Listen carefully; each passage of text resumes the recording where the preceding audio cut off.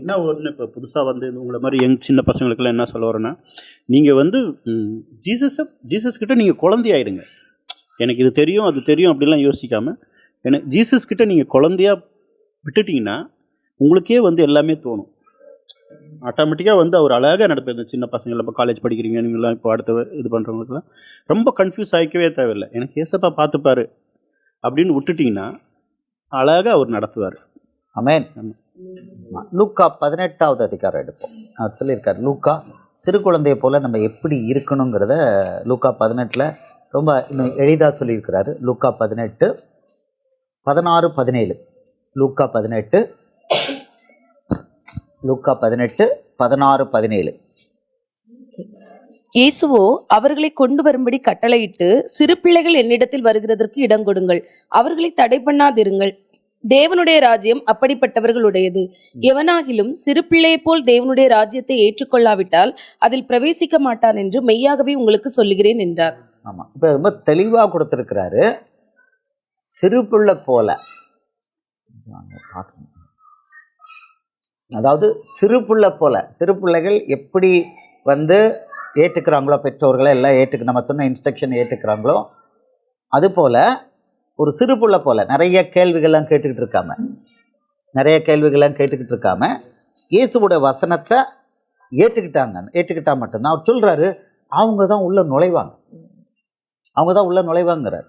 அப்போ எனக்கு நிறைய தெரியும், நான் எல்லாத்தையும் பார்த்து செக் பண்ணிட்டு தான் உள்ள நுழைவேன் அப்படின்னா இந்த வசனத்தின்படி நுழைய முடியாது. இயேசு எனக்கு பிடிக்கும், அவ்வளோதான். நான் ஏற்றுக்கிறேன், அவர் என்ன சொன்னாலும் நான் ஏற்றுக்கிறேன் அப்படின்னா அப்படிப்பட்டவங்க இருக்க முடியும். அவங்க வந்து அவருடைய கிங்டம்ல தொடர்ந்து கனி கொடுக்க முடியும். இங்கே வசனம் தெளிவாக சொல்றாரு. இதில் மத்தேயும் சொல்லியிருக்காரு, ஆனால் லூக்கால தான் கிளீனாக இருக்கு. எவனாகிலும் சிறுபிள்ளை போல தேவனுடைய ராஜ்யத்தை ஏற்றுக்கொள்ள. தேவனுடைய ராஜ்யம் என்ன? மத்தேயு மார்க்கு லூக்கா யோவான். தேவனுடைய ராஜ்யம்னா இயேசு, தேவனுடைய ராஜ்யம்னா மத்தேயு மார்க்கு லூக்கா யோவான். இன்னைக்கு கிறிஸ்தவ உலகத்தில் ஏற்றுக்கொள்ளாதது இதுதான். இயேசுங்கிறத ஏற்றுக்க மாட்டேன். கர்த்தர் ஆண்டவருங்கிறாங்க. இயேசு கர்த்தர் ஆண்டவர் தெய்வன் கடவுள், ஆனால் இயேசுங்கிற நாமம் கிடையாது, ஏற்றுக்க மாட்டேக்காங்க. அது வாயில் வரமாட்டுக்கு. அடுத்தது இயேசுவோட வசனம் தான் பைபிள், அதுதான் பின்பற்றணும். அவர் தான் தெய்வன். இந்த அவர் வசனம் இல்லை, எல்லாமே முக்கியம் அப்படின்னா எவ்வளோ ஒரு பெரிய ஒரு அறியாமை. இப்போ இந்தியா சுதந்திரம் அடைஞ்ச பிறகு நம்ம சட்டம் போட்டிருக்கோம். சுதந்திரம் அடைஞ்சதுக்கு முன்னால ஆங்கிலேயர்கள் சட்டம் போட்டிருக்காங்க நம்மளை அடிமைப்படுத்தி. அதுவும் இதுவும் ஒன்று தான் அப்படின்னு சொன்னால் எவ்வளோத்துக்கு முட்டாள்தனமோ. அதுதான் பழைய ஏற்பாடும் புதிய ஏற்பாடும் ஒன்று தான், ஈக்குவல். எல்லாமே ஆவியானவர் கொடுத்தது தான், அதுவும் கவர்மெண்ட் கொடுத்தது தான், இதுவும் கவர்மெண்ட் கொடுத்தது தான். ஈக்குவல்னு சொல்ல முடியுமா? இதான் இது இன்னைக்கு பிரச்சனை அதில் தான் இருக்குது. அவங்க சிறுபிள்ளை போல இயேசுவை, அவருடைய ராஜ்யத்தை, அவருடைய வசனங்களை, மத்தேயு மார்க்கு லூக்கா வசனங்களை ஏற்றுக்கொள்றதுக்கு ரெடி இல்லை. நல்ல மறுபடியும் எடுக்க சொல்லியிருந்தேன். அவங்க யாரை கேள்வி கேட்கணுமோ அவங்க கேள்வி கேட்க மாட்டாங்க. இப்போ ஒரு பாஸ்டர் வந்து தசன பாகம் கொடுங்க அப்படின்னு சொன்னா அங்க கேள்வி கேட்கணும், ஏன் கொடுக்கணும், ஏன் இது பழைய ஏற்பாடு எங்க இருக்கு, அங்க வந்து அவங்க கீழ்படுகிறாங்க. யாருக்கிட்ட கேள்வி கேட்கணுமோ அவங்க கிட்ட கேள்வி கேட்கறது இல்லை.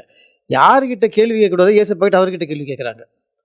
இதுதான் இவங்க பண்ற தப்பு. என்னன்னா ஞாயிற்றுக்கிழமை ஓய்வு நாள். இப்போ நான் போன சர்ச்சு ஞாயிற்றுக்கிழமை ஓய்வு நாள், இது ஞாயிற்றுக்கிழமை ஓய்வு நாள் தானே இயேசு பண்ணார். அப்படி நான் அங்கே கேட்கறது இல்லை. அங்கே அவங்க என்ன சொல்கிறாங்களோ, இப்போ நான் போகிற இடத்துல எல்லாருக்கும் பார்க்கும்போது ஒவ்வொரு கிறிஸ்டியன்ஸோட ஹீரோ யாருன்னு கேட்டால் அவங்களோட பாஸ்டர் தான். ஆமாம், அவங்க பாஸ்டர் வர்ஷிப்பில் தான் இருக்காங்க. யார் போனோம், என் பாஸ்டர் ரொம்ப நல்லவர், என் பாஸ்டர் தங்கமானவர், எங்கள் சர்ச்சு பெருசு, என் இயேசு பெரியவர், என் இயேசு நல்லவர்னு நான் கிறிஸ்டியன் சொல்லி நான் கேட்கவே இல்லை. என் பாஸ்டர் நல்லவர், என் சர்ச்சு நல்லது, என் சர்ச்சு பெரிய சர்ச்சு, என் சர்ச்சில் ஏசி இருக்குது, இயேசு இல்லை. நாங்கள் கொடுக்குற தசம பாகத்தை அந்த நர்ஸ்கிட்ட கூட அந்த அம்மா ஆயா கிட்ட கூட அவங்ககிட்ட தான் சொன்னேன். நாங்கள் கொடுக்குற எங்கள் பாஸ்டர் வந்து இவ்வளோ பேருக்கு நாங்கள் உதவுறாரு, இவ்வளோ பேருக்கு ஹெல்ப் பண்ணுறாரு. அது நீங்கள் ஓகேம்மா, நீங்கள் உங்கள் கையால் பண்ணிங்கன்னா உங்களுக்கு இன்னும் வந்து நீங்கள் கொடுங்கம்மா உங்கள் கையால். நீங்கள் ஏன் உங்களுக்கு அந்த டைம் இல்லையா கொடுக்கறதுக்கு? இந்த ஒரு சாக்கு சொல்கிறாங்க எங்கள் பாஸ்டர்.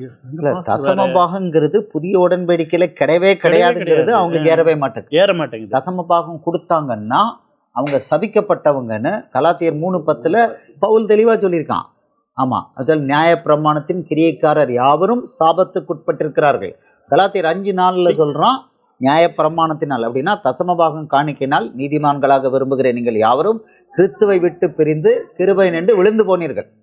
தசமபாகம் காணிக்க கொடுத்தான்னா, ஓய்வு நாள் உண்டுன்னு சொன்னான்னா, சவுண்ட் கம்மி சொன்னாங்கன்னா, அவன் வந்து கிறிஸ்தவனே இல்லைன்னு பவுல் சொல்லியிருக்கான். இவங்க எப்படி பவுல் வசனத்தை பிரசங்கம் பண்ணுறாங்க, அதை எப்படி கேட்குறாங்க, அதை எப்படி படிக்கிறாங்க புரிய மாட்டேங்குது. க்ளீனாக இருக்குது, அவனுக்கும் இயேசுக்கும் சம்மந்தமே இல்லைன்னு இருக்குது. அப்போது ஆனால் நீங்கள் நல்லா புரிஞ்சுக்கணும். இது இவங்க நான் அப்பப்போ சொல்லுது பேய் பிடிச்ச கூட்டம்னு சொல்லுவேன்.